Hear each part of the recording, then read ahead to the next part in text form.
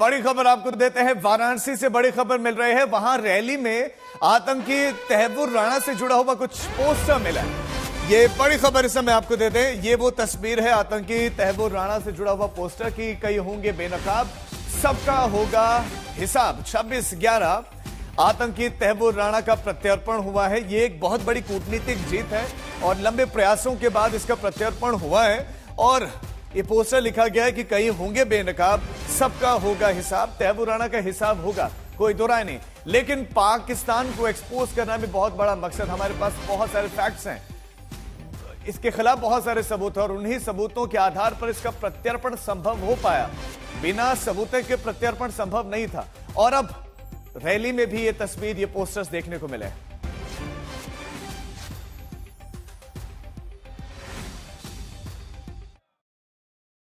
26/11 के मास्टरमाइंड तहव्वुर राणा का भारत में प्रत्यार्पण हो गया है और आज वाराणसी में प्रधानमंत्री नरेंद्र मोदी का उनका अपने संसदीय क्षेत्र में आगमन भी हो रहा है, जिसको लेकर तमाम भाजपा के कार्यकर्ता जनसभा स्थल के लिए जा रहे हैं। और एक अनोखी तस्वीर देखने को मिल रही है कि तमाम कार्यकर्ता अमित शाह, गृह मंत्री और प्रधानमंत्री नरेंद्र मोदी का धन्यवाद भी दे रहे हैं और तहव्वुर राणा की फांसी की मांग कर रहे हैं। क्या चाह रहे हैं आप लोग?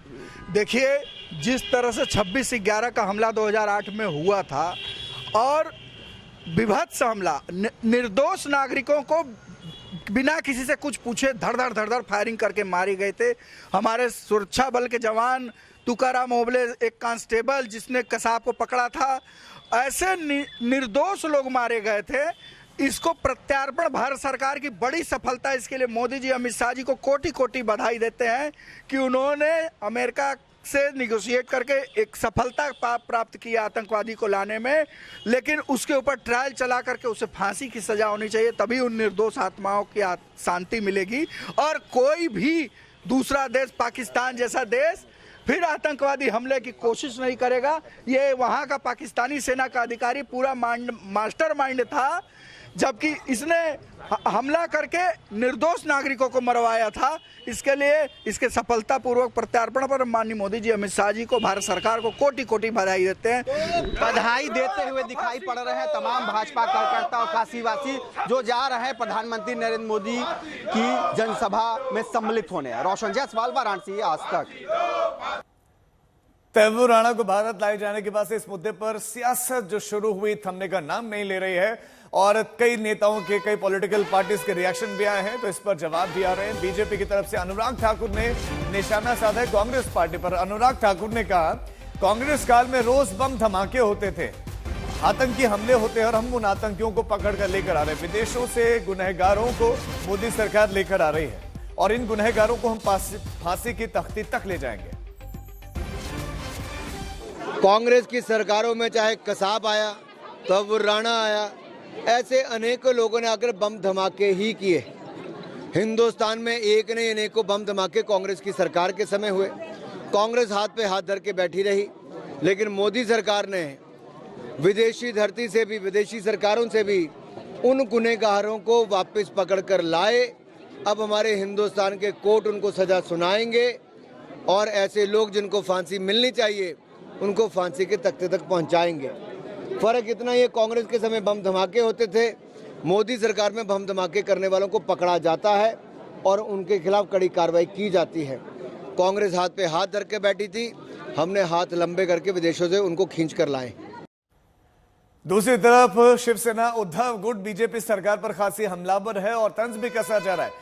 संजय राउत ने केंद्र सरकार पर निशाना साधा है। जहां एक तरफ पीठ थपथपाई जा रही है बीजेपी की तरफ से, तो संजय राउत का कहना है कि बीजेपी ने तहव्वुर राणा फेस्टिवल बना दिया है।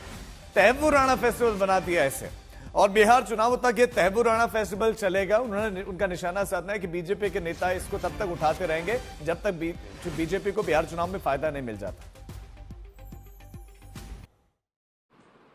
देखिए, तहव्वुर राणा लाया है, अच्छी बात है, उसमें कोई नया फोकस अगर केस पर पड़ता है तो अच्छा। लेकिन सबको मालूम है कि यह हमले के पीछे तो पाकिस्तान था। उसमें नई बात क्या है? अगर पुलवामा के ऊपर आप कोई नया जांच करते, पुलवामा किसने करवाया था, जैसे आपने तहव्वुर राणा को लाया ना, वैसे यूपीए सरकार के कार्यकाल में अबू सालेम को लाया था पुर्तगाल से, पीयूष जी को याद नहीं है। अबू सालेम सबसे बड़ा खतरनाक डॉन था, दाऊद इब्राहिम का राइट हैंड मैन था, जिसने 93 के बॉम्ब ब्लास्ट में उसका हिस्सा था, उसको भी लाया था। नई बात क्या है ये लोग बोल रहे हैं, लेकिन वो ये फेस्टिवल कर रहे हैं, तो वो राणा फेस्टिवल बना रहे हैं लोग।